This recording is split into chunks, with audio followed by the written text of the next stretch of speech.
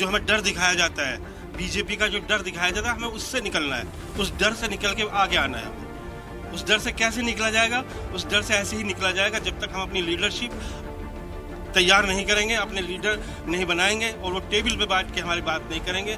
हमारे इश्यूज़ भी तो है, हमारे इश्यूज़ को क्यों भूला जाता है? हमारे इश्यूज़ हैं, हमारे तालीम है, हमारे बच्चों के स्कूल है, कहाँ स्कूल कायम किए गए हैं, कहाँ यूनिवर्सिटी कायम की गई? जहाँ जो है वो भी छीने जा रहे हैं, तालीमी इदारे जो हैं वो भी छीने में जा रहे हैं। हॉस्पिटल कहाँ है यहाँ बताइए? पूरे जामी नगर के अंदर के हॉस्पिटल कितने कायम हुए हैं? कितना बड़ा एरिया, 10 लाख की आबादी है, कितने हॉस्पिटल हैं? तो सवाल ये है कि पार्टियाँ डर ना दिखाएं। अगर वो काम करेंगी, जितनी सो कॉल्ड पार्टीज हैं, तो फिर हम भी उनके साथ शाना बशाना साथ खड़े होते हैं। आपका कहना है कि मुसलमान बटेगा नहीं, चाहे कोई भी आ जाए? बिल्कुल नहीं बटेगा, बिल्कुल नहीं बटेगा। जामिया नगर और मुस्तफाबाद की आवाम ने सोच लिया है, बिल्कुल नहीं बटेंगे। बहुत बहुत शुक्रिया, हमसे बात करें। साफ तौर पर जिस तरीके से मौलाना ने साफ कह दिया कि मुसलमान एक तो ना तो बटेगा, दूसरी तरफ मुद्दों की राजनीति नहीं हो रही है, सिर्फ किसी का डर दिखाकर राजनीति हो रही है। जुड़े सवासिदा के साथ सैयद मुबश्शिर, सलाम टीवी, दिल्ली।